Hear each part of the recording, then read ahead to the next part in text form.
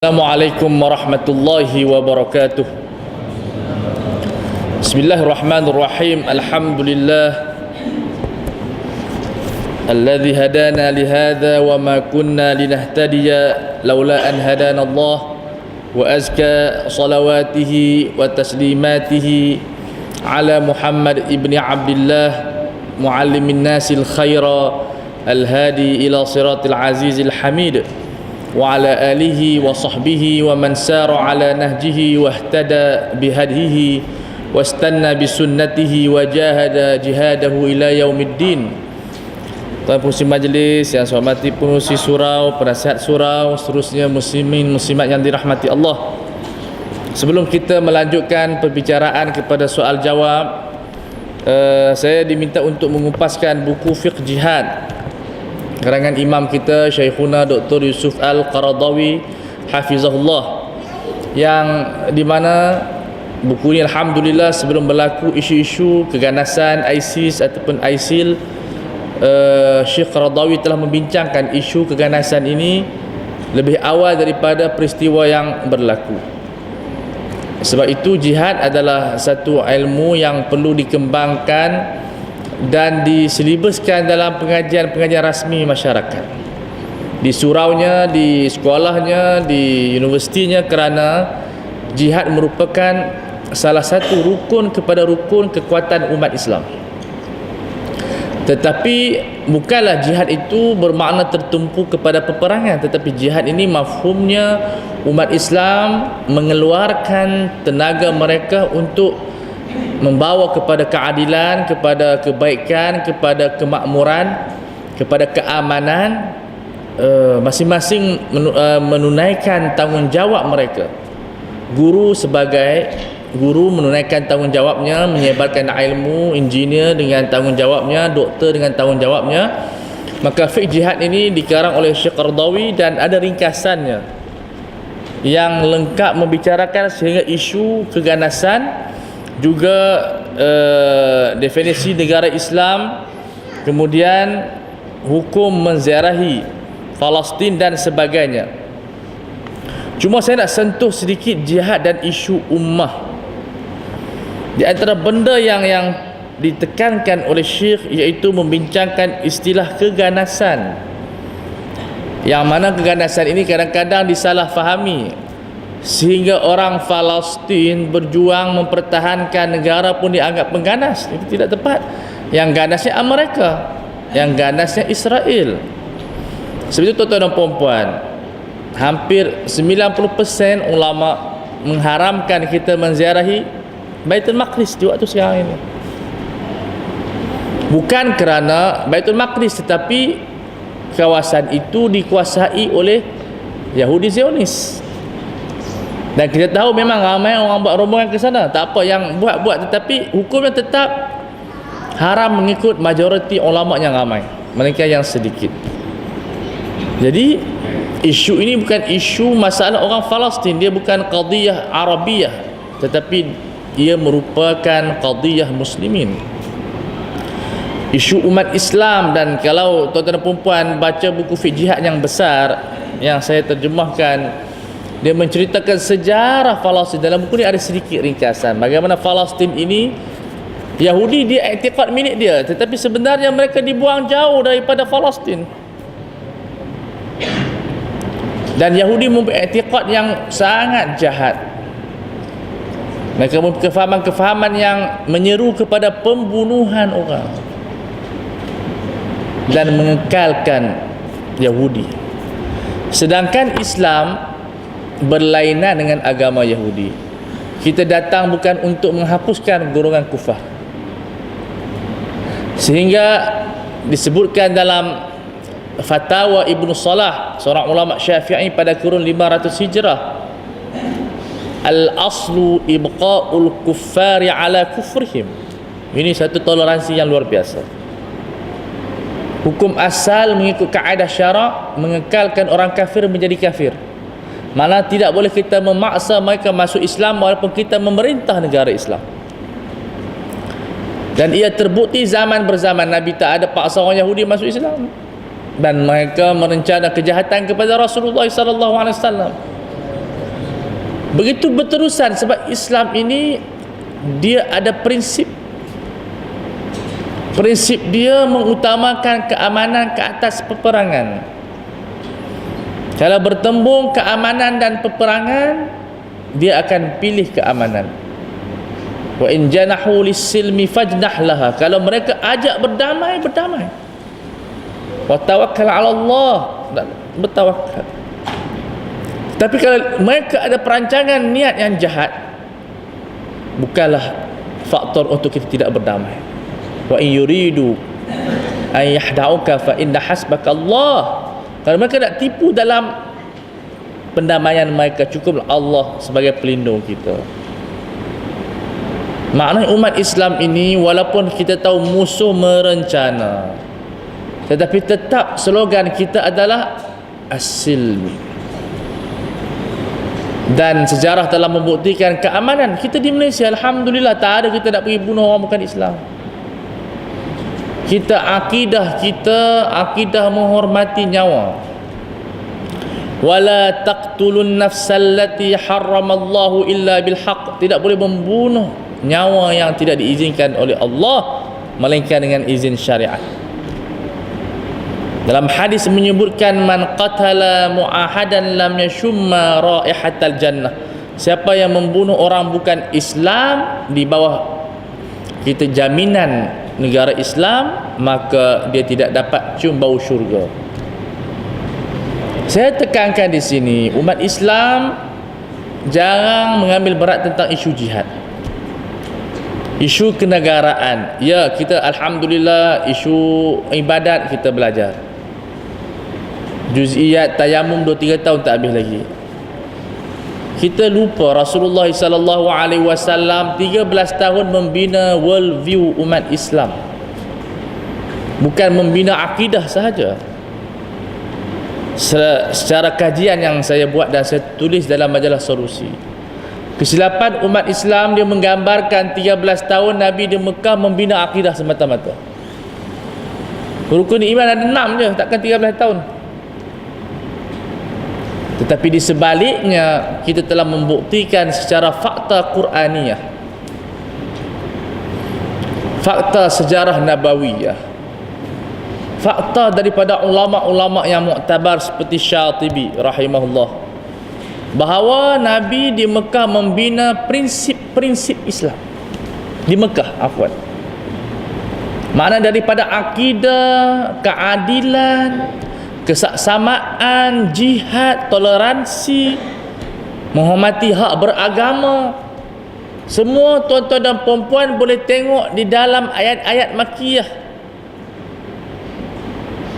Ayat-ayat Makkiyah ini bukan hanya menumpukan aspek kiamat, tetapi soal prinsip keadilan. Kita baca ayat wailul lil mutaffifin, celakalah orang yang tidak berlaku adil dalam timbangan. Kita baca ayat-ayat lakum dinukum waliyadin, toleransi dalam beragama. Agama kamu, agama kamu, agama saya, agama saya. Kita baca ayat jihad, wajahidu, berjihadlah dengan orang kufar, jihad dan kabira, jihad menyebarkan Al-Quran. Umat Islam alpa prinsip-prinsip ini, ataupun dalam falsafah disebut worldview, ru'yah kauniyah, makna pandangan umum. Orang Islam dia berfikir seperti itu, dia ada prinsip dia. Sebab itu kita mesti melakukan perubahan. Akidah tidak cukup saja, perlu digembelingkan kepada prinsip-prinsip yang lain. Sebab itu ayat-ayat Makkiyah begitu banyak, dan ia adalah prinsip, bukan prinsip-prinsip Islam. Kata Imam Syatibi, ayat-ayat Makkiyah ini adalah ayat-ayat kulliyati syara'. Asas-asas prinsip Islam kita belajar daripada ayat-ayat Makkiyah. Adapun ayat-ayat Madaniyah, ia merupakan pelaksanaan prinsip-prinsip ayat Mekah, bukan pembatalan kepada ayat-ayat Mekah. Sehingga orang fikir ayat Madinah membatalkan ayat Mekah. Tidak ada pembatalan dalam Al-Quran sebegitu. Nasah dalam Al-Quran tidak berlaku kepada prinsipul. Sehingga orang bila membincangkan soal nasah ataupun pembatalan ayat-ayat hukum dalam Al-Quran, dia nampak semua benda tak? Ulama bersepakat pembatalan hukum hanya berlaku kepada tafasil, makna dia praktikal yang kecil, dan amat sedikit berlaku nasah, seolah-olah tidak berlaku dalam Al-Quran. Dan nasah tidak berlaku dalam prinsip umum kebenaran, kejujuran, keadilan, jihad, tasamuh, toleransi, hidup dengan keamanan, sabar dalam berdakwah. Itu prinsip tidak boleh menerima perubahan dan pembatalan hukum. Adapun yang berlaku perubahan hukum itu hukum-hukum yang kecil, sembahyang 2 rakaat berpindah kepada 4, dia begitu. Ibadat tidak dibatalkan, tapi cara tu dipanggil event secara spesifik, itu yang berlaku nasah. Tetapi kuliat, prinsip, tak ada nasah. Sebab itu kalau tuan-tuan dan perempuan baca ayat Madaniyah, dia merupakan pelaksanaan ayat Makkiyah. Seperti kata Syatibi, ayat-ayat Madaniyah terbina daripada ayat Makkiyah. Sebab kita tak mau macam ni ayat Mekah, tak boleh sebut macam tu. Ayat Mekah membina prinsip. Prinsip ini kita kena belajar hak-hak dan sebagainya. Tapi umat Islam lalai daripada mempelajari kehebatan khasais as-suwar al-makkiyah, kelebihan-kelebihan ayat-ayat makkiyah. Dan perlu kita kembali kepada ayat makkiyah untuk kita menerangkan prinsip Islam kepada masyarakat bukan Islam. Kita tidak berhajat menerangkan solat kepada mereka sebab mereka tidak beriman dengan Allah. Tidak perlu nak menerangkan tahajud kepada mereka sebab mereka tidak beriman dengan usul. Muskilah umat Islam menerangkan Islam kepada masyarakat bukan Islam, benda-benda bukan usul, cabang-cabang daripada usul. Orang inginkan usul, teologi, ilmu ketuhanan. Sebab tu di barat, kalau kita tengok ceramah-ceramah barat yang datang dari Amerika yang panggil, semuanya bincang tentang konsep ketuhanan. Sebab dia usul bagi barat, kita dia macam boring. Tapi hakikatnya bagi orang bukan Islam, mereka nak kenal pencipta dulu sebelum mengenal agama pencipta. Tapi umat Islam tidak belajar begitu. Kalau kita ditanya soal toleransi dalam beragama, orang bukan Islam, hak mereka dalam sebuah negara Islam. Orang bukan Islam, hak mereka bekerja, hak mereka hidup bersama, hak mereka berjiran, hak mereka diziarahi, hak mereka membina rumah, hak mereka bebas bekerja, hak mereka membina bangunan, berkahwin, mempunyai undang-undang tersendiri. Ini prinsip. Karena kita umat Islam adalah tentera-tentera Islam, tak ada seorang yang terkecuali. Dan pelajaran ini pelajaran yang simple, prinsip, benda yang boleh dipelajari di luar universiti. Jadi tidak seperti kita belajar hukum-hukum yang fiqh yang dalam, itu susah. Tapi ilmu prinsip Islam, maqasid syar'iyyah Islam, seperti Islam sukakan kebenaran, itu prinsip innallaha ya'muru bil 'adli wal ihsan, kita baca setiap hari Jumaat. Itu menggambaran kepada prinsip Islam.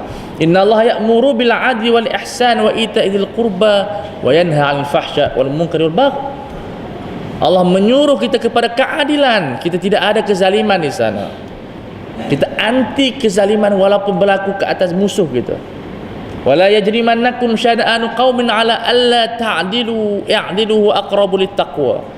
Janganlah disebabkan kita marah kepada satu kaum itu, dia musuh kita, kita tidak berlaku adil kepada mereka. I'dilu, berlaku adil kepada mereka. Wa aqrabu littaqwa, itulah takwa. Berlaku adil kepada musuh itu adalah takwa. Sebab itu kita sebutkan dosa tidak dibalas dengan dosa, dosa tidak dirawat dengan dosa. Kalau orang buat dosa, macam kita tengok di Facebook, dia buat dosa, kita londeh pakaian dia, itu bukan Islam. Kita telanjang dia, nak bagi pengajaran, itu bukan Islam. Tuan-tuan dan puan, nanti baca buku Hudud. Ni buku kita yang kita keluar baru 9 hari. Dia membezakan di antara keadilan Islam dengan kezaliman bukan Islam. Sebatan sivil, buka baju. Sebat luar biasa, lebih daripada bahu, sampai kulit terkoyak. Adapun undang-undang Islam kita ditutup dengan pakaian. Sebat tak lebih daripada bau, walaupun di hadapan orang ramai. Kerana kita mendidik, bukan kita dendam. Kita bukan sistem penalti, tetapi kita sistem pentarbiahan. Luar biasa. Perlu kita diajar dengan keadilan. Sebab itu Ibn Qayyim Al-Jauziyah dia sebut apa? Asy-syari'atu 'adlun kulluha wa maslahatun kulluha wa rahmatun kulluha wa hikmatun kulluha. Ini 4 prinsip kita kena hafal. Syariah ini adalah maslahah, bukan mafsadah, bukan keburukan.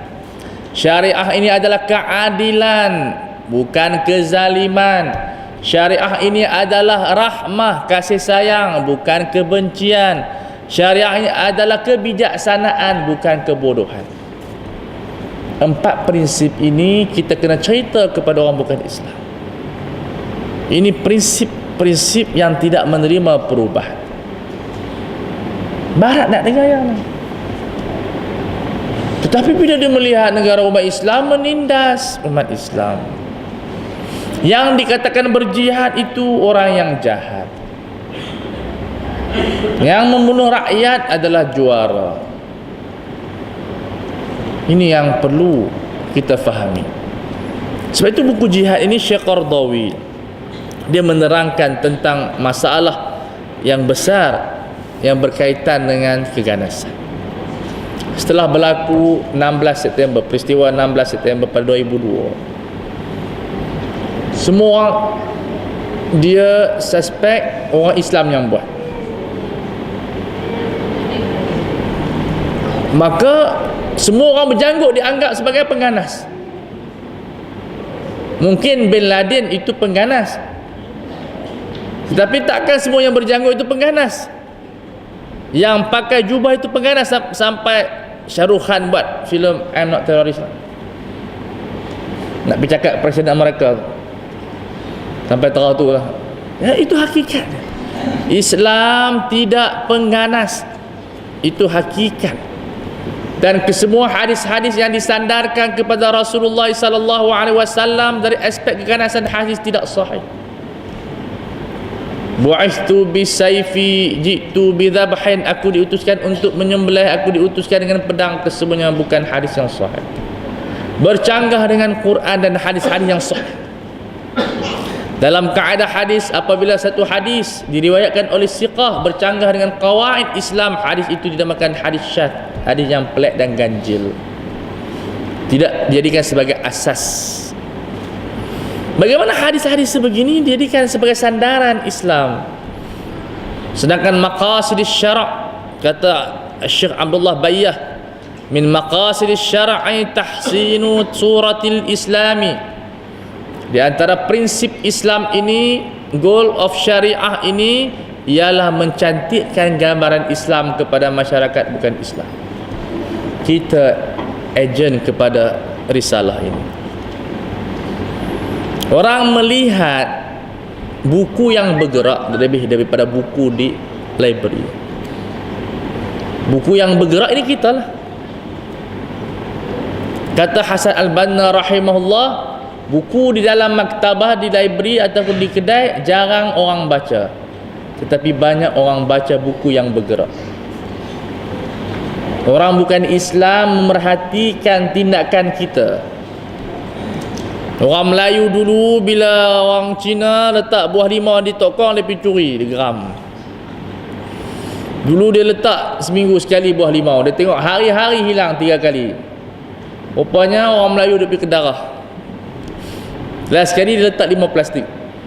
Habis cerita, siapa pun tak makan. Dia pun tahu Tuhan dia tak makan. Tidak boleh sebegitu.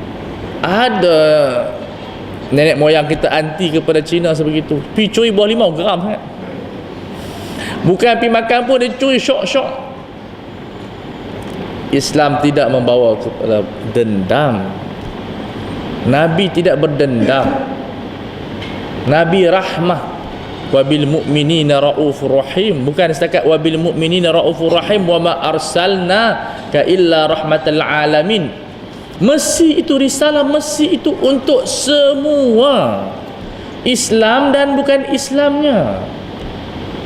Sebab itu ulama tasawuf yang terkemuka di Mesir, Syekh Abdullah Ibrahim Al-Ba'ith hafizahullah, seorang tokoh ulama tasawuf yang menghafaz Sahih Bukhari sanad dan matan. Kalau tuan-tuan dan puan-puan buka YouTube, tulis Syekh Ibrahim Kattani, dia hafal Sahih Bukhari umur 18 tahun. Kita baru dah hafal lagu Siti Nurhaliza. Hafal Sahih Bukhari sanadan wa matnan, sanad dan matan, lebih kurang 7,000 hadis yang ada dalam Sahih Bukhari. Bahkan beliau menghafal Kutubus Sittah lebih kurang 35,000 hadis. Beliau menafsirkan ayat Allah, iaitu sifat orang mukmin, asyidda'u 'alal kuffar ruhama'u bainahum. Orang mukmin ini apabila berperang mereka tegas dengan orang bukan Islam. Bila mereka berdamai, mereka menunjukkan kasih sayang mereka terhadap bukan Islam. Kebanyakan ulama menafsirkan keras terhadap kufar dan lembut kepada orang Islam. Kalau sebegitu, tak ada beza kita dengan agama lain. Agama lain lembut dengan bangsa dia dan keras dengan kita. Kita lembut dengan orang Islam dan lembut dengan orang bukan Islam. Dan ia terbukti berdasarkan sirah nabawiyah adalah sebaik-baik cerita, di mana Rasulullah sallallahu alaihi wasallam menziarahi orang bukan Islam, menyantuni orang bukan Islam, suap makanan kepada orang bukan Islam. Ini satu benda yang keajaiban. Orang tidak melihat dari sudut aspek sedemikian. Pernah satu ketika Abu Bakar As-Siddiq menziarahi seorang wanita tua dan suap makanan kepada wanita tua itu. Seorang Yahudi. Kemudian dia kata, dulu masa Nabi suap roti kepada dia, roti lembut lagi, ni keras roti. Rupa-rupanya Nabi sebelum suap roti tu, Nabi lembutkan dengan air liur dia dulu. Kita tengok orang Cina lari, tengok orang bukan Islam, kita rasa something yang tidak boleh untuk kita dekatkan kasih sayang kita. Islam tidak memisahkan kasih sayang dengan orang bukan Islam. Hatta kepada ibu bapa, wa sahibhuma fid dunya ma'rufa. Adakah kalau ibu kita bukan orang Islam, salah kita nak sayang dia? Ayat yang melarang kita sayang orang kufar yang angkat senjata ke atas kita. Yang Allah larang itu, tidak boleh kita ada mawaddah kepada mereka yang memerangi kita. Yang tidak memerangi tidak ada masalah. La yanhakumullah 'anil ladzina lam yuqatilukum fid din. Allah tidak menghalang kita memberi kebaikan kepada mereka yang tidak memusuhi agama kita, yang tidak halau kita, yang tidak angkat senjata kepada kita. Antabarruhum wa tuqsitu ilaihim, untuk kamu melakukan kebaikan kepada mereka kalau mereka buat jahat kepada kamu. Al-birru ini sifat lebih tinggi daripada al-adalah. Adalah orang buat jahat, kita buat jahat. Tapi al-birru, orang buat jahat, kita buat baik kepada dia. Dan kalimat al-bir ini digunakan untuk walidain, birrul walidain, juga digunakan kepada birrul kuffar. Ajaib. Inilah agama hakikat, agama Islam. Berjiwa besar. Boleh semua orang duduk di bawah dia dengan keamanan, dengan keadilan, dengan kesaksamaan, dengan kasih sayang. Umar bin Khattab radhiyallahu taala anhu, apabila dia jalan ke sebuah gereja, dia melihat seorang rahib sedang kuat beribadat, lebih kuat daripada kita lagi. Yang malangnya mereka berada dalam kesesatan, lebih banyak ibadat daripada kita. Bahkan terbukti secara fakta orang Kristian lebih ikhlas terhadap Kristiannya lebih daripada orang Islam terhadap agama dia.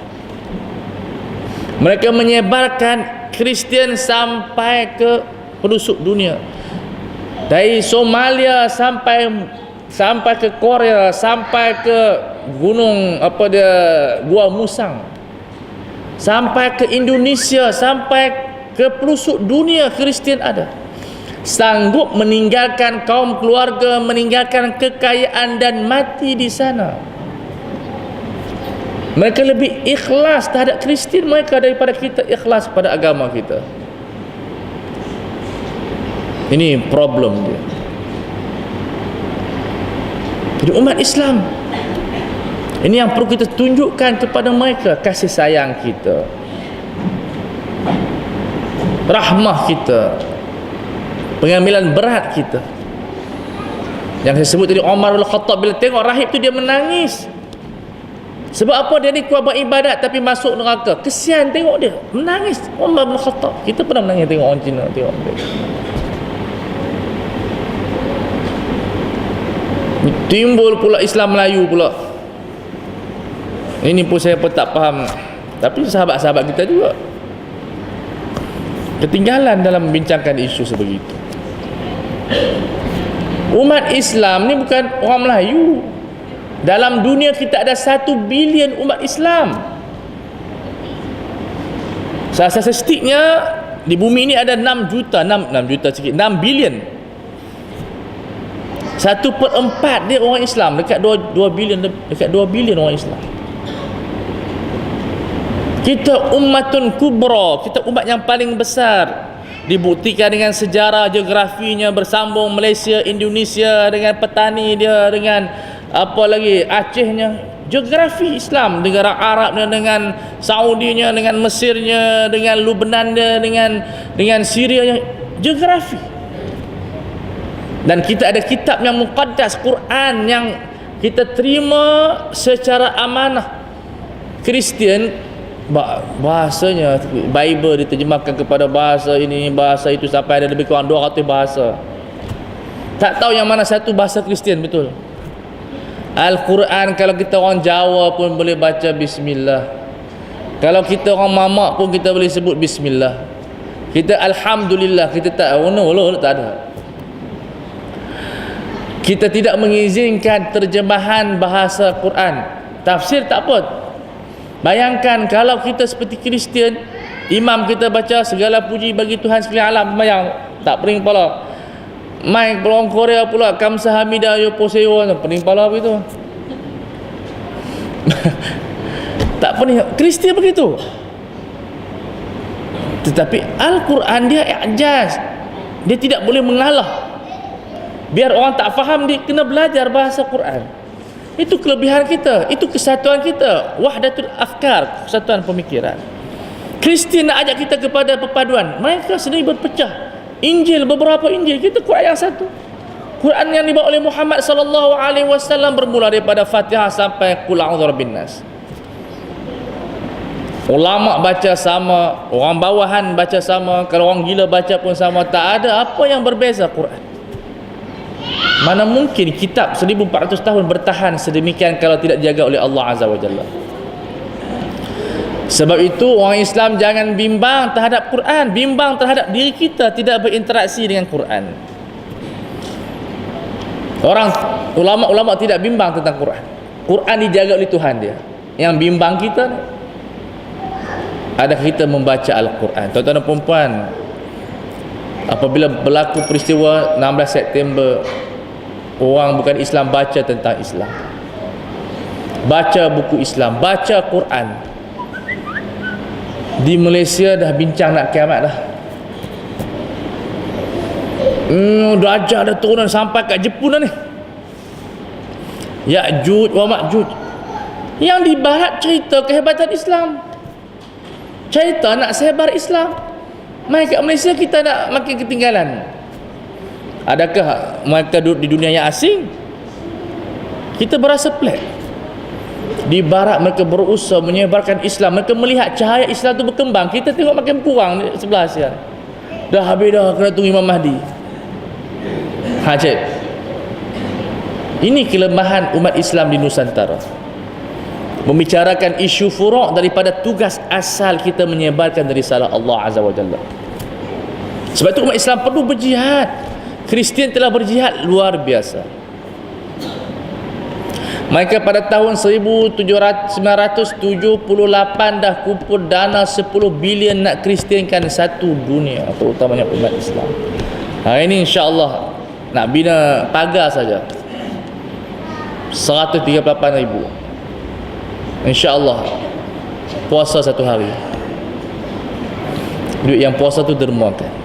Tak boleh satu hari, tengah hari puasa hantar ke surau. Kristian Momen, tuan-tuan dan puan, bila nak hantar derma ke Aceh, bila tsunami dulu, diarahkan penganut Kristian Momen puasa tengah hari boleh kumpul 3 juta lebih. Kita boleh buat roti canai 2 keping, esok sekeping, 1 keping. Jangan derma roti canai kat surau, bagi duit tu. Hak isap rokok 10 batang tu, esok 5 batang. 5 batang bagi kat surau. Jangan bagi rokok 5 batang, duit tu. Tak kira Cikgu Rosdi, ni 5 rokok batang, saya derma ikhlas lillahi ta'ala. Itu kata Datuk Ismail Kamus Bangang namanya. Itu Datuk Ismail Kamus kata, bukan saya. Jadi sebenarnya kita boleh menderma, cuma perlu kepada penyusunan, perlu kepada tanzim. Kristian dia bergerak begitu. Bukan dia puasa satu hari, puasa tengah hari saja. Kita boleh mencapai insya-Allah angka 138,000 bila kita bajet. Orang perempuan tudung bulan ni kalau beli 3 pasang, 1 pasang saja. Kurangkan sikit. Jubah-jubah tu jual-jual sikit, hantar kepada surau. Boleh kita buat. Cuba cek dekat almari tu, penuh ada jubah-jubah tak pakai lagi tu. Dah jadi penyakit addiction, apa nama dia, ketagih jubah. Tak pakai pun dia beli sampai reban almari, tukar almari baru pula. Jadi boleh buat macam-macam. Kita sebenarnya umat Islam kaya. Di Mekah tak, depa catat mesin ATM tu kita letak, bukan kita, Tabung Haji letak sehari 1 juta. Habis setiap. Dia beli jubah 10,000 rial.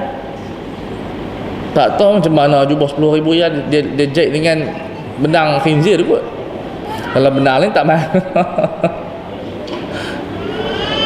1 juta ringgit habis setiap hari. Kalau 4 bulan dah berapa? Kalau 1 bulan 30 juta, 4 bulan 120 juta. Takkan nak makan lembu seekor seorang. Tak tahu belanja macam mana. Sebenarnya kita kaya, betul. Kita mampu. Cuma kita manage money itu tak kena. Sukatan kita meletakkan wang tidak kena. Semua orang menginfak. Orang kufar menginfak wangnya. Peruntukan untuk Indonesia saja setahun 300 juta dolar untuk mengkristiankan di Indonesia.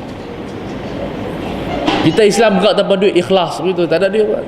Ikhlas, tunggu hidayah daripada Allah. Tak buat apa. Kemudian orang masuk Kristian kita marah. Gereja di PJ mampu memberi buka puasa percuma kepada orang Islam. Nak tidur situ pun boleh. Jadi orang Islam mesti lebih memikirkan masa depan jihad kita. Tapi tuan-tuan dan puan-puan, kita tidak membaca buku-buku sebegini. Perlu saya katakan, buku sebegini perlu diselibuskan dalam setiap surau. InsyaAllah mungkin akan diajarkan. Mana-mana ustaz kita minta dia baca buku ni. Sebab dia mendidik kita bersemangat untuk menyampaikan ilmu kita, bersemangat menyampaikan risalah Al-Quran kita. Kalau umat Islam tidak berjihad, yang menimpanya adalah kehinaan. Bukan soal perang, maknanya bersemangat, belajar, mendidik. Kita kalau kita jadi guru di sekolah, tak ramai orang berbangga dengan pekerjaan guru sekarang ni. Bila kita tanya kerja apa? Guru. Sedangkan kalau kita buat kajian, asas perubahan masyarakat terletak di bahu guru dan pensyarah, bukan engineer.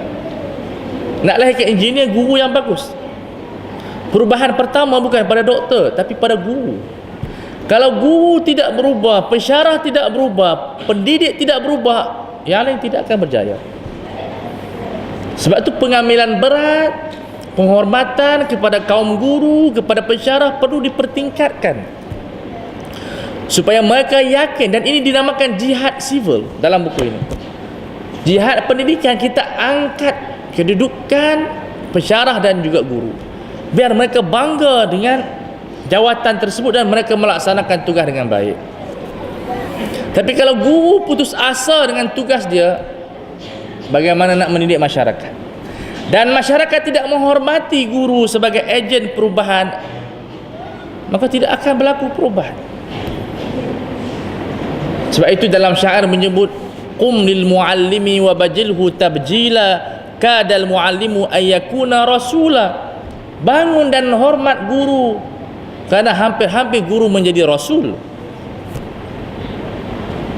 Tinggi keadaan seorang guru itu. Sabda Rasulullah sallallahu alaihi wasallam, bu'ithtu mualliman, aku diutuskan menjadi seorang guru. Sebab itu tuan-tuan dan puan-puan, jihad ini bukan satu medan yang kecil, meliputi pendidikan dan hospital. Kalau ada doktor di sini, perjuangkan hak orang miskin di hospital. Ini kadang-kadang hospital swasta tisu pun dia charge. Tuan-tuan dan puan-puan, kalau pergi hospital swasta, bawa balik kotak tisu rumah. Pergi makan kedai mamak tu canai pun tisu free. Tapi sebagai hospital, tisu tu pun dia masuk dalam bil. Kalau begitu, di mana maqasid? Matlamat utama kesihatan kalau mengutamakan kekayaan lebih daripada kesihatan masyarakat. Kalau semua kita letak dengan harga yang mahal, kalau kita datang ceramah 10,000, kalau gitu. Di sana ada dunia korporat dan di sana ada dunia dakwah. Ada waktu kita charge, ada waktu dakwahnya. Tapi kalau hospital tak ada ruang untuk fuqara, tak apalah nak ambil cerita itu bisnes, marketing tak apa. Saya pun tak beli apa, tapi mesti ada ruang di sana untuk membantu fuqara.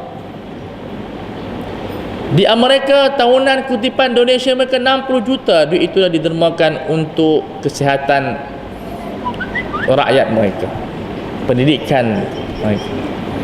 Sebab dua ni, pendidikan dan kesihatan adalah asas. Macam mana kita nak bekerja kalau kita tak sihat? Ubat mahal, ambulans kena bayar yang tu tinggi, semua kos meningkat. Lebih baik mati daripada kita rawat kos segini. Kalau kain kafan pun berapa ringgit? Tandah 400, kubur free. Dapat pula apa? Bantuan kampung. Dia panggil apa, duit apa? Ihsan. Daripada surau. Boleh buat tahlil 3 malam pula tu. Kalau hidup 30-40 ribu, lebih baik mati. Perlu maksud jihad. Bukan kita suruh doktor tu turunkan harga terlampau banyak, tapi seimbangkan. Gaji dah 100 ribu, naik lagi. Gaji dah 200 ribu, naik lagi. Takkan nak telan duit semua dalam kubur. Bagi-bagilah sikit. Begitu dalam dunia ekonomi. Makna jihad kita luas. Umat Islam berperanan melihat kekuatan umat Islam. Perlu digembelingkan. Sebab itu kita cuba mengeluarkan buku fiqh jihad yang kita ingin huraikan pada malam ini, supaya ada perasaan mula bangkit, kita ni tak berjihad rupanya. Dan kita katakan jihad bukan kita nak bawa keganasan, tetapi nak bawa keamanan, peace no war. Kita punya ni jihad, kerajaan sebenar. Memahami umat Islam, membantu memahami konsep jihad dalam menegakkan agama Allah. Tuan-tuan dan puan-puan, orang Islam di Britain 6 juta masuk bukan dengan peperangan, kesemuanya dengan jihad dakwah. Di Perancis tiap-tiap minggu mesti ada dalam satu keluarga masuk Islam. Di Perancis dakwah tersebar dengan begitu hebat dan pesat. Kita tak ada apa kita. Di mana ruang dakwah, kita tak ajak orang bukan Islam datang ke surau kita. Kita buat kambing 2 ekor aja, orang bukan Islam makan. Apa yang masalah? Ini dakwah kita. Untuk orang Islam kita memberi tazkirah, fadzakir inna fa'ati dzikra, memberi peringatan, inna dzikra tanfa'ul mu'minin. Sesuai peringatan itu baik kepada orang mukmin, peringatan. Tapi untuk orang bukan Islam, mana ruang kita, mana peruntukan kita untuk orang bukan Islam? Sekarang dia silap baca, disebut inna dzakara tanfa'ul mu'minin. Itu celahu tu disebut sesungguhnya kemaluan itu bermanfaat untuk orang mukmin. Itu LGBT tu sisi Islam. Inna zikra, peringatan, dakwah itu. Ini kecuaian kita. Sebab itu kita katakan orang Kristian lebih berjaya dan lebih sayang agama mereka, lebih kita sayang agama kita. Lebih tinggi daripada kita. Kita pun tak dilatih sebegitu. Kita hidup orang panggil apa, begitu sederhana. Nak kata kuat sangat pun tak, nak kata lemah sangat pun tak. Tapi Kristian, mereka ada keazaman yang tinggi. Mereka ada gerakan mubasyirin, kristenisasi. Alhamdulillah saya tengok program di surau ini sangat berjaya, membuat program yang bagus. Nak jemput pula Dr. Zulkifli Al-Bakri, hafizahullah.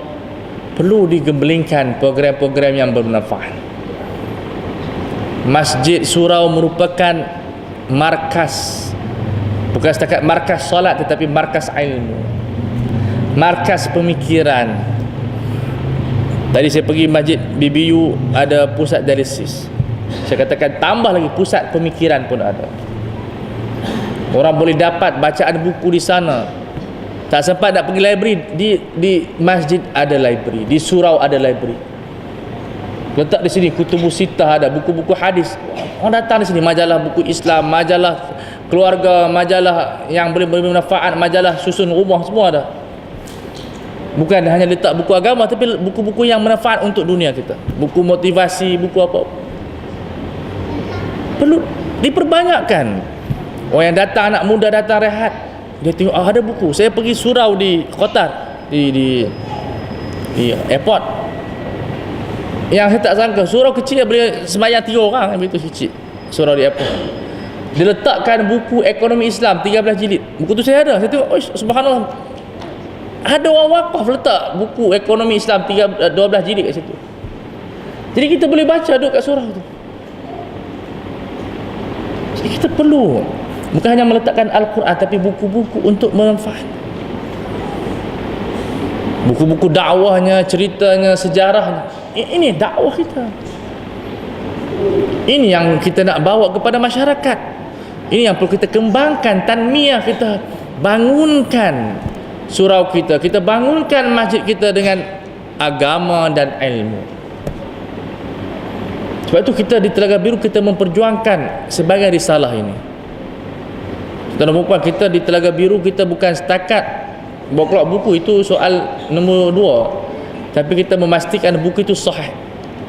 Setiap buku, saya di sana konsultan syariah kita selia, setiap buku akan sampai kepada saya. Kalau tak patuhi manhaj kita, akidah Ahlussunnah wal Jamaah, khususnya Asy'ariyah dan mazhab 4 ataupun mazhab yang tidak muktabar, kita reject buku tu, walaupun buku tu bagus. Walaupun buku tu mungkin dapat jualan bagus. Ini prinsip yang kita letakkan pada setiap buku kita. Dan setiap majalah kita memang kita ketatkan. Kita ada konsultan. Dalam majalah Al-Ustaz, kita konsultan kita Dr. Zaharuddin Abdul Rahman. Yang lain saya selia. Tapi kita cuba kita ketatkan sehingga kita keluarkan maklumat itu sampai kepada masyarakat. Itu jihad kita. Itu tanggungjawab kita. Kita tak nak jual seperti orang ambil kayu banyak-banyak. Akhirnya yang dalam kayu itu ular yang patuk kita. Kita tak nak jual buku banyak-banyak, akhirnya buku itu merosakkan kita. Sebab ini penting, buku ini merupakan maklumat yang lembut, yang soft, yang bila orang baca dia i'tiqad. Bayangkan kita riwayatkan hadis yang maudhu', hadis palsu yang bercanggah dengan kaedah Islam dan sebagainya.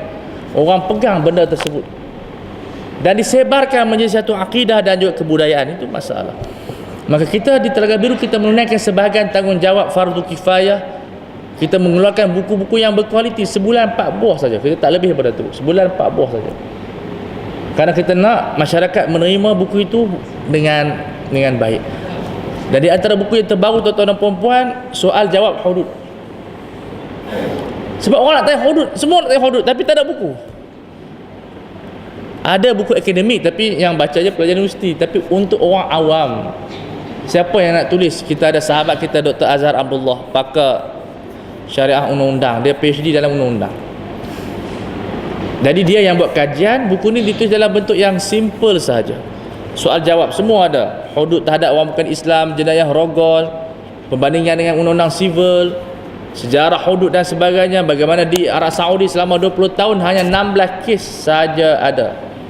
Kes potong tangan 20 tahun 16 kes ada. Amat sedikit. Kita bukan nak kata bila baca buku ni sama ada kerajaan wajib buat atau tidak buat. Saya tidak bincangkan kewajipan kerajaan. Kita nak bincang dahulu kefahaman masyarakat terhadap hudud. Dia tahu tak hudud tu apa? Sebab kita mengutarakan kepada pihak atasan, kita nak utarakan kepada masyarakat apa itu hudud. Maka buku ni dikeluarkan baru 9 hari, tuan-tuan. Ini di antara benda yang kita usaha untuk bersama-sama masyarakat faham terhadap agama kita yang suci. Ini di antara jihad. Dan tuan-tuan juga mempunyai jihad, sebarkan ilmu. Tuan-tuan dan puan, beli buku ni, sebarkan kepada anak-anak, sebarkan kepada kawan-kawan, sebarkan kepada pejabat kita. Ini paling kurang kita ada yang dipanggil perasaan tanggungjawab terhadap agama. Tuan-tuan dan puan, bila Allah Ta'ala nak ajar anak Nabi Adam cara macam mana nak tanam manusia yang selesaikan masalah itu burung gagak je. Dia tak hantar malaikat. Takkan kita lebih teruk daripada burung gagak? Tak ada sumbangan. Yang ajar kita tentang kursus jenazah adalah burung gagak. Dia yang pertama mengajar kita macam mana nak mengurus jenazah. Burung gagak saja. Tak semua benda dapat diselesaikan oleh orang yang hebat. Kadang-kadang orang yang kecil sahaja. Qad yuftahu lil mafdul ma la yuftahu lil fadil. Kadang-kadang futuhat, kefahaman ini diberikan kepada orang yang di bawah yang tak diberikan kepada orang yang di atas. Maknanya semua orang berperanan untuk menyebarkan Islam. Anak-anak kita tanya tentang hudud, mereka dengar hudud ni apa, kita nak jawab dengan apa. Kadang-kadang dibicara tentang isu teologi, ketuhanan, kita tak baca buku ketuhanan. Kalau kita baca, tuan-tuan dan puan, kita nasihatkan sehari 5 minit dah cukup untuk baca. 5 minit paling kurang. Bukan majalah wanita, majalah ilmu. Majalah wanita ni tak payah suruh dia baca. Tuan-tuan dan puan pergi pasar, sebulan saja tuan-tuan dan puan, peruntukan ini jihad. Jihad ilmu. Pahalanya besar. Sebab tu di barat mereka masuk Islam bukan benda yang lain, buku yang masukkan mereka dalam Islam. Banyak orang berubah dengan pembacaan. Sebab itu di Mesir dulu mereka lancarkan kempen mini library. Mana mini library? Semua rumah mesti ada mini library. Sebab kaedahnya al-insan ibnu bi'atih. Insan dididik oleh environment. Jadi bila dia bangun tidur, dia tengok library, dia kata kita kena baca buku. Otak dah set begitu. Tapi dia bangun, dia tengok mini CD. Dia pun buka Mak Kiah pergi ke Kelana Jaya. Begitu. Ceritanya berhaji lah, tapi cerita sampai keluar tempoyak apa semua. Tak apalah saya sekarang tengok. Tetapi dia dahaga. Sebenarnya yang jadi ajaran sesat tu dia dahaga ilmu, tapi disuntik dengan ilmu yang salah. Di Malaysia ada 151 ajaran sesat. Bukan sistem Islamnya 151. Banyak lagi. Kesemua mereka kebanyakan baik-baik belaka, tetapi tersalah jalan. Disuntik dengan ilmu-ilmu yang palsu. Sebab itu tanggungjawab kita besar. Kita berperanan. Tapi nak cakap macam mana, kita tak membaca. You are what you read. Kamu hasil pembacaan kamu. You are what you think. Kamu hasil pemikiran kamu. Ini tanggungjawab kita yang sangat besar, tuan-tuan dan puan. Ini adalah jihad yang kita boleh bawa di surau. Surau kita miliki. Dan surau milik Allah, bukan milik orang. Tak ada milik siapa, milik semua. Walaupun ada pengurusi, itu untuk pengurusan, tapi tak jadi pengurusi pun kita boleh menyumbang. Orang kecil hati tak jawatan. Apa yang ada pada jawatan? Jawatan itu hanyalah sementara. Al-manasib la tastamir. Sebab itu Nabi sebut, kullukum ra'in, semua orang berjawatan tanpa jawatan rasmi. Ada pemikir barat dia tulis buku The Leader in You. Semua orang adalah pemimpin. Dalaman kita mesti jadi pemimpin. Tak perlu jawatan baru nak sumbang. Nak tolong surau kita akan jawatan apa pun. Ada jenis tu. Nak tunggu jadi wakil rakyat baru nak pergi tergih-gih derma. Ambil gambar derma. Ikhlas daripada wakil rakyat. Nak buat apa begitu? Kita bertanggungjawab. Tengok orang miskin kita hulur 20 sen pun 20 sen dah. Kata aku bukan wakil rakyat dah. Kalau ada kira jadi wakil rakyat kota kampung, JKK baru nak pergi derma. Tidak, umat Islam ini kullukum ra'in, semua pemimpin semula jadi. Secara semula jadi kita bertanggungjawab. Perempuan pun Nabi sebut wal mar'atu ra'iyatun, dia adalah pemimpin. Wa mas'ulatun an ra'iyatiha, dia bertanggungjawab di atas anak buahnya. Semua kita pemimpin. Tak perlu tu jadi guru besar, tak perlu jadi guru kecil. Nabi membina kepimpinan ini berbentuk semula jadi. Jawatan itu hanyalah untuk mencantikkan lagi, untuk lebih sistematik, tapi kepimpinan milik semua. Tak ada sistem hamba dalam Islam, semua pemimpin. Sebab itu dalam Islam kita bukan bekerja untuk individu. Tak ada kita ni hamba kepada bos. Tak ada konsep itu. Isteri bukan hamba kepada suami. Siapa yang kata isteri hamba kepada suami? Dia rakan kongsi suami. Tak ada disebut al-mar'atu abdun ataupun amatun li zawjiha. Perempuan ini hamba kepada suaminya. Yang ada syarikatu ahliha, rakan kongsi suami. Sebab itu dia ada hak bermesyuarat, dia ada hak menyampaikan suara, dia bebas bersuara di surau, di mana-mana, sebab dia adalah insan. Wanita mesti tahu peranan dia. Jangan rasa inferior. Ni mana orang cakap dia duk kata apa aku, orang perempuan dia rasa lemah. Tak boleh, tak takut apa, mesti berani. Tengok wanita di barat, subhanallah, aku berani bercakap tentang isu kebenaran. Tetapi wanita di Asia, itulah saya ni, dekat tu boleh tu, duk saya ni. Kena latih. Kita mesti melahirkan wanita yang kuat dalaman dia.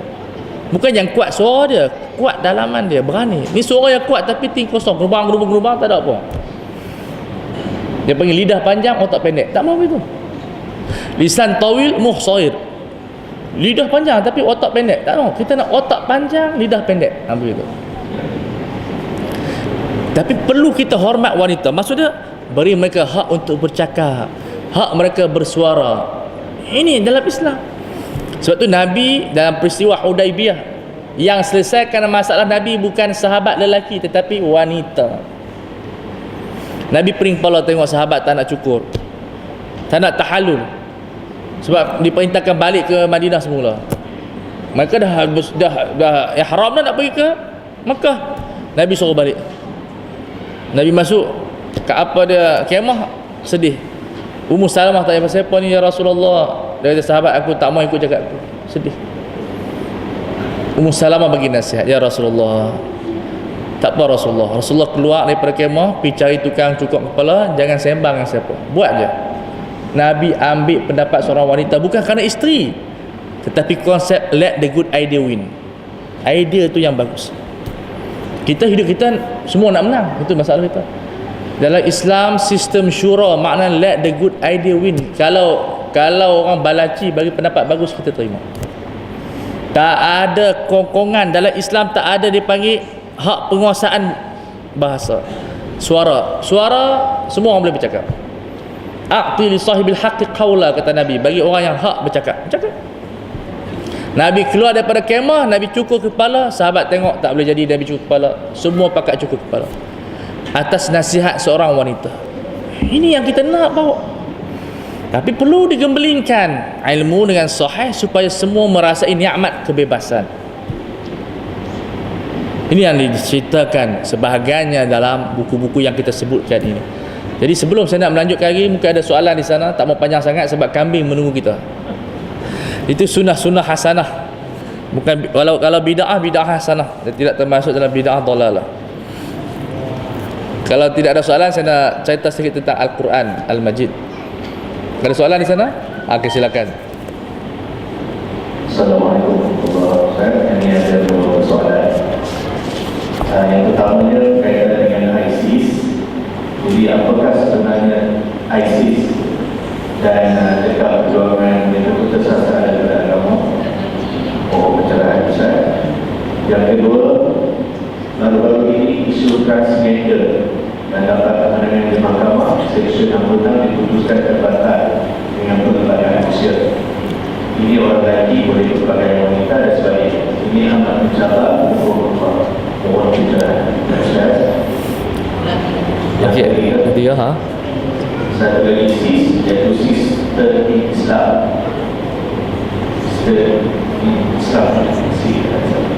Ini amat tidak beradab dalam Indonesia. Ia mencabar fatwa Islam tentang pencabulan sis.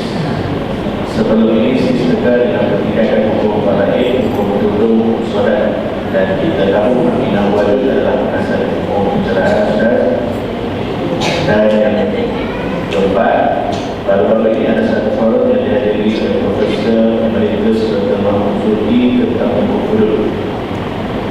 Cukup kritis jauh tentang pelaksanaan hudud di Kelantan dan Terengganu. Bahkan jika satu kata mendapat berkata sekalipun bagi Malik Besar dan Besar mohon pencerahan. Dia kata apa yang apa?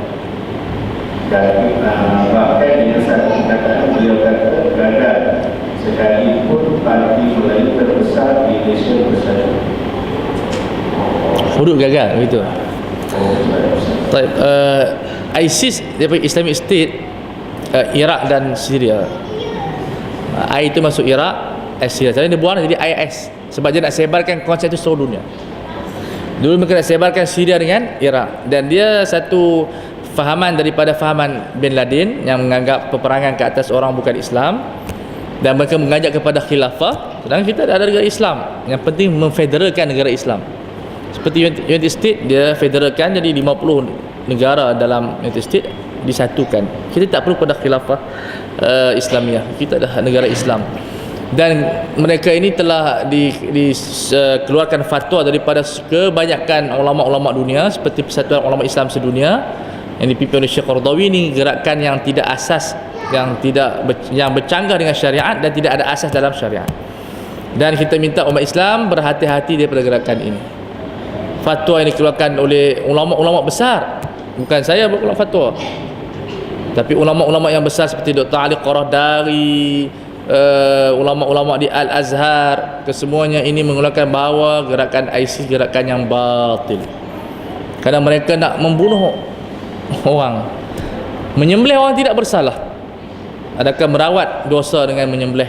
Itu bukan asas dalam Islam. Dan yang kedua berkenaan dengan keputusan mahkamah, saya tak nak bincang isu mahkamah, tapi saya nak bincang bahawasanya mereka ini adalah golongan yang termasuk dalam lidah yang panjang, otak yang pendek. Jadi saya duduk dengan mereka, berdebat dengan mereka, tapi saya melihat mereka ni bukan ahli ilmi untuk berbicara. Mereka tidak ada kelayakan ilmu, sama ada ilmu falsafah sendiri. Orang yang falsafah pun tak macam mereka. Mu'tazilah yang sesat lebih kita tenang daripada mereka. Mu'tazilah golongan sesat yang berilmu, mempunyai ilmu yang tinggi dalam falsafah, dalam fiqh, dalam bahasa Arab. Sonok kita baca buku Mu'tazilah, tapi mereka tidak ada ilmu. Mereka cakap bercanggah dan sebagainya, dan ini merupakan gerakan hawa nafsu, syahwat, gerakan sonsang yang mungkin kesalahan daripada kita juga, daripada pendidikan pemikiran ideologi yang betul dan pendidikan anak-anak yang tidak kita perhatikan bahawa perlu dijantankan yang jantan dan diperempuankan yang perempuan. Kadang-kadang berlaku kesilapan ibu bapa yang anak lelaki yang comel diperempuankan, diletakkan lipstick, diberikan Barbie dan sebagainya, jadi tidak dilatih menjadi seorang lelaki. Ini banyak di sudut kajian saintifik, so kita kena kaji balik. Walaupun ada setengah mereka, ada genetik mereka yang ada sifat wanita, tapi itu bukan tabiat, itu penyakit yang perlu dirawat. Saya berdebat dengan mereka, saya kata itu adalah satu penyerahan kepada takdir. Tak betul sahabat takdir. Kita mesti serah kepada manhaj Tuhan. Laki dan perempuan saja ada dalam dunia ni. Tiba-tiba takdir kita ada sifat perempuan, kita kena rawat lah. Macam kita cacat, tangan ada 6 jari, potong 1 jari. Bukan kita tak ada buat macam tangan ada 6 jari, kita pun ada 6 jari cacat. Wanita tumbuh misai, potong misai. Takkan nak bagi dia misai menjanggut begitu. Jadi mereka mempunyai pemikiran yang songsang, sekejap kata begitu, sekejap kata begini. Dan saya kata LGBT ini dia membawa kepada tidak melahirkan anak. Maqasid berkahwin adalah untuk mendapatkan anak. Ini jantan yang kalau Piramli pun dia letak ayam itu ada yang mana jantan yang betinanya. Yang jantan mengejar betina, ini jantan mengejar jantan, itu bodoh namanya. Susah berbicara dengan orang jahil terhadap akal dan juga saintifik. Apa yang mereka mahukan. Jadi ini yang perlu dirawat. Bayangkan. Jadi mereka kata apa? Nabi pun ada yang berkahwin tak dapat anak. Dia tidak faham di antara maqasid kahwin untuk mendapatkan anak dengan orang berkahwin tak dapat anak. Kita tak membicarakan Nabi berkahwin tidak dapat anak, kita membicarakan maqasid berkahwin untuk melahirkan anak.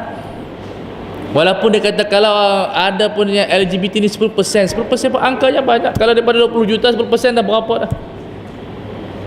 Sedikit demi sedikit manusia terhapus.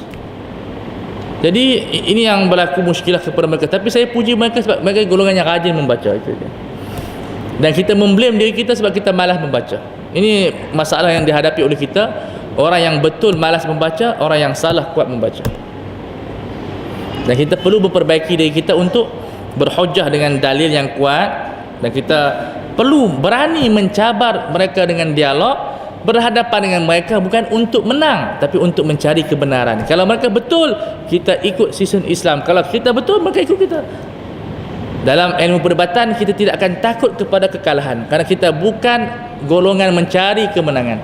Kita golongan mencari kebenaran. Itu yang saya katakan di hadapan sistem Islam. Saya tidak takut kalah berdebat dengan sistem Islam, kerana saya bukan untuk menang. Saya datang untuk mencari kebenaran berdasarkan fakta, bukan berdasarkan hawa nafsu. Ucapan yang berdasarkan hawa nafsu semua tidak kita pakai. Kita mesti nak fakta. Kalau kamu orang Islam, bagi fakta Islam. Kalau kamu Kristian, bagi fakta Kristian. Tapi mereka masih mengaku Islam. Itu muskilahnya. La haula quwwata illa billah. Tak, yang ketiganya masalah tentang sistem Islam. Itu adik-beradik dia tu. Dan bagi fatwa kata sesat, terima je lah, tak apalah, kita lembut sikit. Tak betul ya, tak apa, tak betul. Ajaran yang tak betul, bahasa lembut, tapi tak betul, sesat tu sama je. Anak luar nikah, anak haram, sama, tak ada apa. Tapi golongan Islam ini kesemuanya golongan-golongan yang mereka mengambil pendapat yang pelik. Mereka ni otak mereka cari yang pelik, sebab yang pelik ni famous. Jenis main masjid telanjang, macam tu. Dia panggil khalif tu'raf, buat benda pelik orang kenal. Jadi mereka cuba popular dengan isu-isu yang pelik. Apa yang senang kita sekarang ni bukan nak cari isu pelik, kita nak membina ketamadunan fitrah. Itu saya bincangkan. Mereka kata itu fitrah juga tu, fitrah. Saya kata itu bukan fitrah yang baik, itu fitrah yang rosak. Saya katakan, kamu lawyer, kamu buat undang-undang 50 apa dia duit 15,000, 17,000, kamu kenakan kepada kamu punya klien. Adakah itu tidak adil? Dia tak dapat jawab. Sebab dia kata kerajaan tak boleh nak hukum mereka. Jadi apa dia? Kamu pun seolah menghukum kamu punya klien, bagilah RM2, RM3. Jadi manusia ini perlu ada sistem. Dia kata perlu ada sistem. Tambahan kamu kata Malaysia negara Islam, mesti sistem Islam, takkan sistem dia bukan Islam. Jadi mereka tidak, sebab tu orang kata apa, falsafah ini berlaku tanakut, percanggahan. Hari ini dia kata macam ni, esok kata lagi. Kalau orang yang belajar falsafah yang tak betul, dia akan dapati tanakut. Dia panggil percanggahan dalam berfikir. Sekejap begitu, sekejap begini. Orang yang betul berfikirnya tersusun. Dia tidak akan bercanggah di antara A dan B. Sebab itu kita katakan bahawa golongan ini golongan yang tanakut, golongan yang tidak faham diri mereka. Mereka tidak kenal diri mereka dan tidak faham matlamat mereka. Hidup mereka untuk berseronok. Nak bela wanita, wanita dapat satu bahagian, orang lelaki dapat dua bahagian. Kita katakan bila kahwin, kami kena berkeluar duit, orang perempuan dapat duit. Di mana keadilan lelaki? Tak bela pula. Kenapa nafkah orang perempuan tak bagi kepada lelaki? Orang perempuan tak boleh lah tu, dah kerja dah, nak juga nafkah, menzalimi lelaki. Tapi kita tak kata begitu sebab kita faham orang lelaki ni mesti bertanggungjawab walaupun isteri kerja. Satu bahagian saja. Dapat 5,000, abang dapat 10,000, dia kahwin hilang 10,000, dia kahwin dapat 15,000. Boleh faham tak orang puan? Ni apa abang ambil lebih? Saya je gamak lebih. Yalah kamu je gamak lebih, tapi laki kamu duk sarah kamu. Saya kena sarah isteri saya. Dia berkata ada juga isteri sarah suami, itu kes kecil-kecil. Jangan berhujah dengan kes yang berlaku kepada individu. Itu tidak hujah. Itu kes individu tidak dijadikan sebagai hujah. Kita bincang teori umum. Makna dia itu pelaksanaan yang salah, perlu kita kembalikan. Kita bukan konsep pragmatisme. Tindakan membentuk teori itu benda yang tidak bagus. Kita teori membentuk insan. Kita ada Quran yang membentuk insan, bukan insan membentuk Al-Quran. Kalau pragmatisme, buat dulu baru kita cari teori, buat dulu baru kita tahu teori. Itu lambat. Kita dah ada teori kita dah. Yang salahnya pelaksanaan, bukan yang salahnya teori kita. Teori kita dah betul. Laki dapat 2 kerana dia kena menjaga keluarga. Perempuan dapat 1 kerana dia akan dapat lain daripada yang sumber yang lain. Keadilan bukan kepada kesamaan, keadilan kepada kebijaksanaan. Itu keadilan. Tidak bijak kalau kasut diletakkan kepada kepala. Kerana tidak adil. Kepiah di kepala, kenapa kasut di kepala, tidak di kepala? Kalau diletakkan kasut di kepala, sudah tentu orang panggil bodoh. Jadi menjadi satu kebodohan kalau kita bagi duit 2 bahagian kepada wanita. Begitulah. Seterusnya yang keempat. Mana tadi keempat tadi? Hudud. Okey, pendapat Datuk Muhyiddin dia seorang ilmuwan, dia tidak membicarakan tentang hudud Qurani. Kebanyakan ulama seperti mereka ni membincangkan tentang pelaksanaan hudud itu gagal, bukan bermakna hudud Quran. Bermakna kefahaman kita terhadap hudud itu kita buat tak betul. Dan itu tidak termasuk dalam penghinaan hudud. Okey. Kadang-kadang kita kena faham, ahli akademik dia membicarakan tentang pelaksanaan. Macam kita kahwin betul lah, pelaksanaan tak betul, pergi lari kat siam apa semua. Begitu juga hudud. Hudud benda yang betul, pelaksanaan itu. Sebab itu dalam agreement di Kelantan dan di Terengganu perlu ada perubahan sebahagian dia. Sebab sebahagian daripada hudud itu adalah ijtihadiyah. Jadi perlu diubah dalam beberapa isi kandungannya, kes rogol, macam mana nak membuktikan saksi dan kes-kes yang tertentu, yang mana kalau di Terengganu, kalau yang kita baca lah, apabila seseorang itu mendakwa dirogol dan tidak membawa bukti dan juga ataupun qarinah sokongan bukti, maka dia dibawa ke qazaf. Itu tak tepat dari sudut fiqh Islami. Setiap orang yang mendakwa dirogol, kalau tidak ada bukti, kes gugur. Sebab dia bukan dakwa seseorang itu berzina, dia mendakwa dia dirogol, maksud dia dizalimi. Yang qazaf ini definisinya tuduh orang berzina untuk mengaibkan individu tersebut. Mendakwa dirogol bukan dia nak aibkan siapa, dia menceritakan dia dirogol, dizalimi. Kalau tidak ada bukti, ulama menyatakan gugur kes tersebut. Jadi tidak ada termasuk dalam qazaf. Jadi ada benda yang perlu diperbetulkan. Itu benda yang biasa. Setiap percubaan kita mesti ada kelemahan dan kita perlu perbaiki. Dan kita sebagai orang yang minat kepada Islam, dan kita cepat marah, kita belajar, kita cuba halusi, perbaiki sehingga kita mampu mencapai tahap yang lebih baik. Itu 4 soalan lengkap. Alhamdulillah. Tuan-tuan perempuan, sebelum saya berhenti, saya nak cerita sedikit tentang Al-Quran daripada Turki yang kita dapat izin untuk mengedarkannya. Hari ini sangat murah kita jual, iaitu RM50. Quran ini dari Turki dan tulisan dia khat, tuan-tuan perempuan, khat tangan. Dan keunikan dan tuan-tuan perempuan, dia tulisan dia sengaja Allah Ta'ala berikan kepada kita setiap kalimah yang sama sebaris saja. Ulama ni dia cerita bagi masa dia tulis dengan tangan tu, dia dapati bila tulis letak kalimah Allah di bawah ni, kalimah Allah dia sekata, dia sebaris. Dia cuba ubah tangan dia ke tepi, kuk lah dia sengaja buat, tak bergerak tangan dia. Pada setiap muka surat dan helaian, semua kalimah yang sama, sengaja Allah buat begitu. Kerana di Turki, Kemal Atatürk nak musnahkan Quran, maka hapuskan Quran. Jadi Allah Ta'ala bangkitkan ulama seperti Badi'uz Zaman rahimahullah, mengarahkan anak muridnya tulis Quran dengan khat tangan. Osmani cantik. Contoh dalam surah Al-Ahzab kalau tuan-tuan tengok dalam surah Ahzab ada keunikan dia, sangat cantik. Ayat 37. Iaitu dalam surah Ahzab ini ada 11 kalimah Allah. 11 kalimah Allah. First kali 5 kalimah Allah. Sontak. Kata ulama ini menunjukkan kepada rukun Islam. Rukun Islam. Bawah sikit 6 kalimah Allah, menunjukkan kepada rukun iman. Bawah sikit sebaris ada kalimah huwa. Dalam bahasa simbolik, ha ini menunjukkan kepada 5 angka. Allah, Allah, Allah, Allah. Waw menunjukkan kepada 6 angka. Allah, Allah, Allah, Allah, Allah, Allah. Jadi mereka melihat, subhanallah, Al-Quran tidak pernah kedekut untuk menunjukkan mukjizat dia. Kalau tuan-tuan dan puan nak tengok keindahan Al-Quran seperti bintang di langit, tuan-tuan boleh tengok dalam Quran Mushaf Tawafuq. Ada warna merah dan hijau. Sekarang ni harga RM50 sahaja daripada harga asal RM90.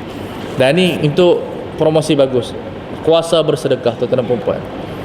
Sedekah adalah sebahagian daripada rukun iman. Tapi sebenarnya sedekah kita mesti faham dengan baik. Iaitu kita bersedekah apa yang lebih daripada harta kita, dan kita menyusun. Kalau pakai ekonomi disebut kita mesti ada 3 konsep: donation, investment, kemudian saving. So kita mesti ada donation supaya donation itu menyelamatkan masyarakat daripada jenayah. Sebenarnya kita menderma, orang tak mencuri. Bila kita tak menderma, kemiskinan banyak, dia curi harta kita lebih banyak daripada kita menderma. Di antara maqasid menderma ini adalah menghasilkan keamanan. Bila masyarakat menderma, apa yang kita dapat balasan daripada Allah? Keamanan. Mungkin rezeki tak bertambah, tapi keamanan bertambah. Bila keamanan bertambah, rezeki tidak berkurang, duit kita selamat dan sebagainya. Jadi kita kena faham konsep rezeki ni, dia bertambah dengan, kadang-kadang duit bertambah secara direct, kadang-kadang duit bertambah secara indirect. Jadi Dr. Zahruddin, sahabat kita, tulis sedekah luar biasa, keajaiban amalan yang pelik. Ada banyak hukum-hukum bersedekah dan juga hukum-hukum yang melibatkan fiqh dalam buku ni, sangat menarik. Dan sedekah ini satu benda yang luar biasa. Orang kaya dituntut mencari orang miskin, bukan orang miskin dituntut mencari orang kaya. Kita terbalik. Kita pergi bank Islam, penuh orang kutip derma kat situ, tak boleh. Adabnya orang kaya cari orang miskin. Sebab definisi orang miskin, kata Rasulullah, yang tidak meminta sedekah, tapi kita tahu dia ada keperluan untuk makan dan minum. Jadi perlu mereka ini jangan meminta sedekah dalam keadaan terang-terang, melainkan dalam keadaan darurat. Jadi umat Islam perlu peka isu sedekah kerana dia ada undang-undang dia. Walaupun dia minta kita patut bagi, tetapi dia berdosa kalau dia menipu, dia bukan orang miskin. Nah, ini dalam Islam. Dan tuan-tuan dan puan, nanti Dr. Zul datang, ni buku Dr. Zul kita baca di Masjid BBU. Kitab hikam yang Dr. Zul habiskan dalam TV Hijrah. Buku ni tuan-tuan dan puan, pengalaman saya belajar pada umur 19 tahun, sangat bagus. Sampai sekarang kita baca buku ni sebab dia bahasa wisdom, kepintaran, dan merupakan kesimpulan Al-Quran dan Sunnah. Dijadikan panduan hidup kerana bermula dengan ayat motivasi, min alamati nuqsanir raja, di antara orang yang mana min alamati al-i'timad 'alal amal, di antara orang yang bergantung dengan amal ibadat, tidak bergantung kepada Tuhan, nuqsanur raja 'inda wujudi zalal, dia tidak ada pengharapan kepada Tuhan bila dia gugur melakukan maksiat. Sepatutnya kita bergantung kepada Tuhan, bukan bergantung kepada amalan. Amalan jadikan gantungan yang kedua. First kali kita mengharapkan Allah. Jadi orang yang buat maksiat, dah 10 tahun buat maksiat, 30 tahun tinggal sembahyang, bukan tak apa tu, bagus, tak apa, bertaubat, buka memori yang baru. Jadi tasawuf tidak melatih kita menangis lama sangat. Yang lepas-lepas, create your future from your future, not from your past. Itu punya konsep tasawuf. Jadi dia lepas dah buat macam mana? Dah kamu berzina, nak buat macam mana? Dah kamu mencuri, nak buat macam mana? Kita bina rumah baru. So permulaan tasawuf dimulakan dengan untuk sesiapa yang sudi ingin kembali kepada Allah.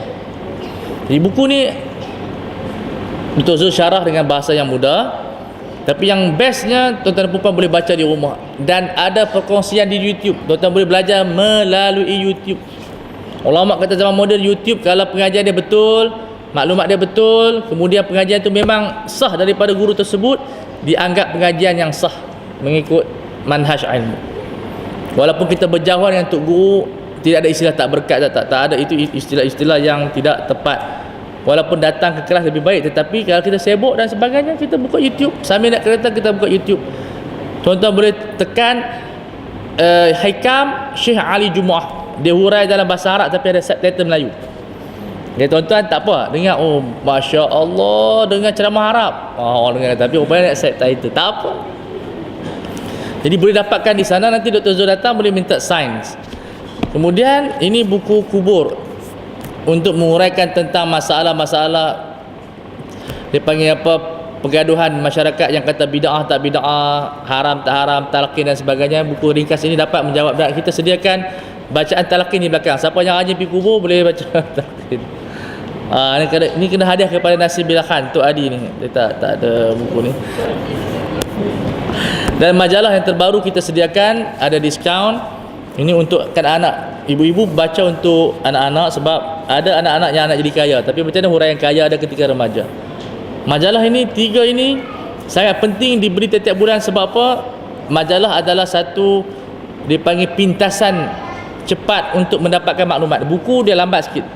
So majalah kalau kita sibuk, kita baca dengan cepat, insya-Allah kita mampu dapat maklumat yang baik. Bayangkan kalau anak kita satu majalah ada 30 artikel yang baik. Bila dia baca 30 artikel yang baik, ada 3 majalah 90 artikel, insya-Allah setahun dia telah membaca 9 kali 12 1080 artikel. Bila dia berbicara yang bahasa hikmah. Tuan-tuan dan puan kenal opera ataupun tokoh-tokoh seperti yang dipanggil tokoh negro di Amerika. Dia tu dulu miskin, dan negro dulu kulit hitam, orang perempuan mereka tak dibenarkan membaca. Bila cukup umur kahwin, dia macam tu. Tapi seorang wanita ni dia sangat suka membaca. Akhirnya dia baca buku di mana? Buku-buku yang dibuang dalam tong sampah. Kutip, akhirnya menjadi tokoh ilmuwan. Sama dengan seorang tokoh ulama di Mesir, nama dia Abbas Aqad. Dia sangat miskin, tak ada duit pergi sekolah. Akhirnya buku-buku orang yang buang dalam tong sampah dia kutip, dia baca. Kita subhanallah tak ada halangan untuk membaca, sebab kadar murah, bacaan meluas. Tapi yang menghalang kita tak membaca, itu je. Tidak ada halangan melainkan tidak membaca. Itu masalah. Dan buku yang terakhir kita ada promosi buku Rasulullah SAW. Tuan-tuan dan puan boleh mengajar. Buku ni yang bagus mengajar di surau, sebab dia ada 360 lebih kurang hadis, 360 hadis. Bicara tentang akhlak Nabi. Sebab psikologi kata apa? When you admire one person, your unconscious brain and conscious brain struggle to be like that person. Bila kita minat seseorang, minda sedar kita dan minda bawah sedar kita struggle nak jadi macam orang tu. Sebab tu budak-budak tengok Superman, dia pakai underwear pok dia jadi Superman. Pok cari underwear mana apa anak dia pakai? Sebab dia admire. Sangat penting. Sebab tu dalam pendidikan kanak-kanak kita tanya, dia admire siapa? Kalau dia admire Ronaldo, dia beli baju Ronaldo.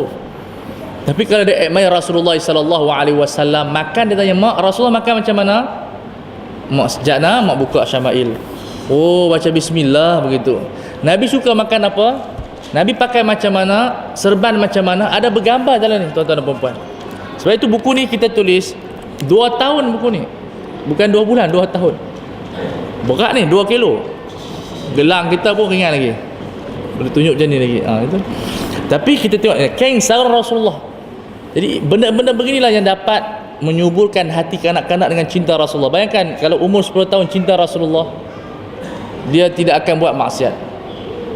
Kajian menunjukkan kita bukan masalah ilmu yang menjadi utama, yang menyebabkan masyarakat rosak, tetapi tidak ada dalam hati cinta kepada Nabi. Sebab kita bila cinta seseorang, dia adalah idola kita. Masalah remaja sekarang ni yang jadi pembuli, idola dia bukan Rasulullah. Dia tidak ada idola, dia ikut hawa nafsu. Kesalahan mereka kerana tidak mengenali Nabi Muhammad sallallahu alaihi wasallam. Sebab itu buku ni kalau kita baca, kita boleh cerita kepada sahabat-sahabat kita orang bukan Islam, macam mana Nabi makan, macam mana Nabi tidur, macam mana Nabi bangun, macam mana Nabi bergaul dengan isteri. Ada bab Rasulullah melawak dengan isteri-isteri. Rasulullah satu hari duduk dengan Aisyah. Aisyah dia panggil hadis yang panjang mengenai tentang seorang wanita Nabi Siti Aisyah berkumpul dengan 10 orang wanita. Masing-masing ceritalah masalah suaminya macam arnab, macam singa, semua ada. Garang. Masuk rumah marah. Dalam hadis ni panjang. Ada yang masuk bersetubuh keluar rumah tu. Di situ, samsing semua. Mai seorang lagi nama dia, seorang isteri menceritakan tentang perihal suami Ummu Zara. Dia kata suami aku ni baik sangat, tak pernah marah ke semuanya, tiba-tiba dia cerai aku. Dan 10 cerita tu Sayyidah Aisyah cerita kepada Rasulullah. Kata Rasulullah, aku ni macam Abu Zara itu, melainkan aku tidak menceraikan kamu. Jadi cerita poin di sini ada bab macam mana Nabi mendengar cerita-cerita daripada isteri Rasulullah, ada daripada isteri baginda, tapi benda yang menyeronokkan. Ini di antara benda-benda yang boleh membantu kita, dan saya boleh bantu tuan dan perempuan kalau nak baca buku, tengok isi kandungan dulu, fihris dia panggil, index tu. Kita kalau baca macam ni penat, sebab tu orang buat isi kandungan. Dalam bahasa Arab dia panggil fihris, maksudnya farasun, kuda. So kuda ni cepat. Kalau kita baca buku, kita pergi kedai buku, jangan buku macam ni penat satu-satu. Tengok isi kandungan dulu. Dalam masa 2 minit satu buku kita habis. Ini dia panggil teknik speed reading. So kita ada begitu, speed reading, teknik dia begitu. Kalau kita paling malas baca buku, bacalah isi kandungan. Jadi orang tanya habis dah. Habis apa isi kandungan? Bab pertama ada. Jadi kita boleh hafal. Bila kita datang ke masjid, ada orang cerita lah, aku dah baca dah bab ni. Dia tidak blur. Jadi ini dia panggil teknik-teknik tokoh-tokoh ilmuwan kita mengajar kita. Kalau kita malas membaca, bacalah isi kandungan. Kita sampai kepada matlamat. Itu di antara teknik yang saya, resepi yang kita nak berkongsi. Tuan-tuan boleh habiskan 1000 buah buku dalam masa sebulan. Kenapa? Baca indeks. Saya pernah pengalaman kawan saya, dia nak exam, nak baca semua tak sempat di Mesir ni. Dia baca indeks, dia boleh jawab exam. Ini petua cara orang malas. Okey, cakap tu dulu. Kalau ada soalan kan tadi? Ada soalan? Kalau tak ada, saya ucapkan ma'al hijrah kepada tuan-tuan dan perempuan, dan kita mendoakan insya-Allah hasrat surau untuk ada pintu pagar. Lepas dia ada library, insya-Allah. Saya cadangkan supaya ada library. Saya dah bila ada library, tuan-tuan dan perempuan insya-Allah boleh bawa anak-anak baca buku sekali. Jangan beli laptop banyak sangat, nanti main game susah. Beli buku banyak dulu. InsyaAllah. Setakat itu terima kasih kepada semua. Wassallallahu ala sayyidina Muhammad wa ala alihi wa sahbihi wasallam. Alhamdulillah rabbil alamin. Wassalamualaikum warahmatullahi wabarakatuh. Jadi kita makan kambing. Okey.